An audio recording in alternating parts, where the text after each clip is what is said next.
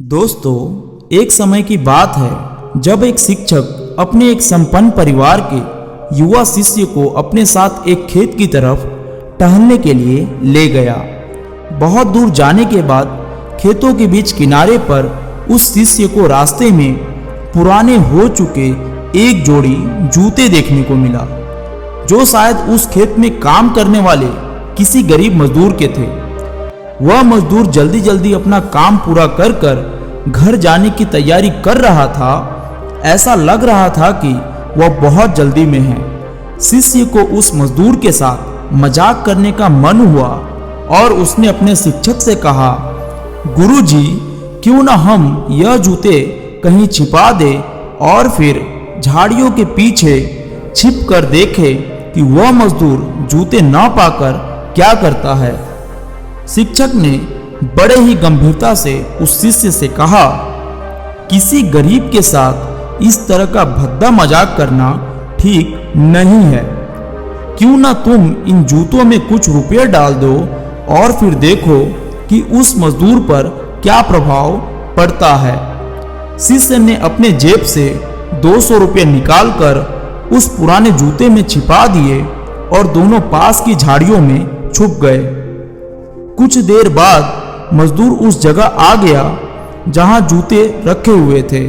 पहले तो उसने अपने पैरों में चुभे हुए कांटे को निकाला और फिर उसने जैसे ही एक पैर जूते में डाला, उसे जूते में किसी चीज का आभास हुआ। उसने जल्दी से जूते हाथ में लिए और देखा कि जूते के अंदर 100 के 2 नोट रखे हुए हैं। उस मजदूर को बहुत ही आश्चर्य हुआ। वह उन 200 रुपये को लेकर बड़े गौर से उन्हें पलट पलट कर देखने लगा। मजदूर ने खेतों के चारों ओर देखा, उसे दूर दूर तक कोई नजर नहीं आया, तो उसने वह 200 रुपये अपनी जेब में रख लिए और मजदूर बहुत भावुक हो गया। उसकी आंखों में आंसू आ गए। उसने हाथ जोड़कर ऊपर वाले को देखते हुए कहा, हे भगवान, तेरा बहुत धन्यवाद जो तुमने समय रहते मुझे 200 रुपये दे दिए, और उस अनजाने व्यक्ति का भी लाख लाख धन्यवाद। आज उसकी सहायता और दयालुता के कारण मैं और मेरा परिवार और मेरी बीमार पत्नी को दवा और भूखे बच्चों को रोटी खिला सकूंगा।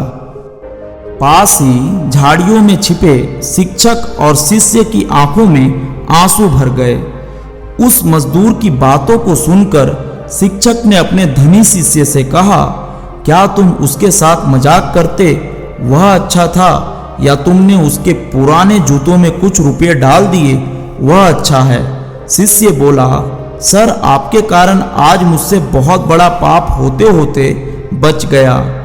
आपके द्वारा आज जो पाठ मैंने सीखा है उसे मैं अपने पूरे जीवन याद रखूंगा।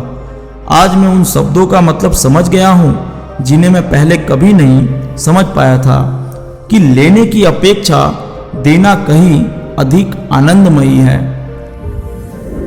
दोस्तों, इस वीडियो के अंत में मैं बस आपसे इतना ही कहना चाहता हूँ कि आप भले अपना जीवन अपने अंदाज में जीते हो, लेकिन आप अपने गुरु और अपने परिवार और समाज के प्रति जो भी फैसले हों वो बहुत ही सोच समझ कर ले, क्योंकि आपका एक फैसला इन सब पर बहुत बड़ा प्रभाव डाल सकता है।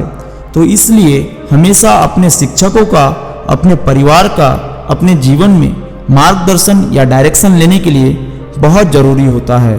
तो दोस्तों, आपने इस वीडियो से क्या सीखा हमें कमेंट सेक्शन में ज़रूर बताएं, और ऐसे ही अमेजिंग वीडियोस के लिए अपने चैनल विवेक वैली को ज़रूर सब्सक्राइब कर ले।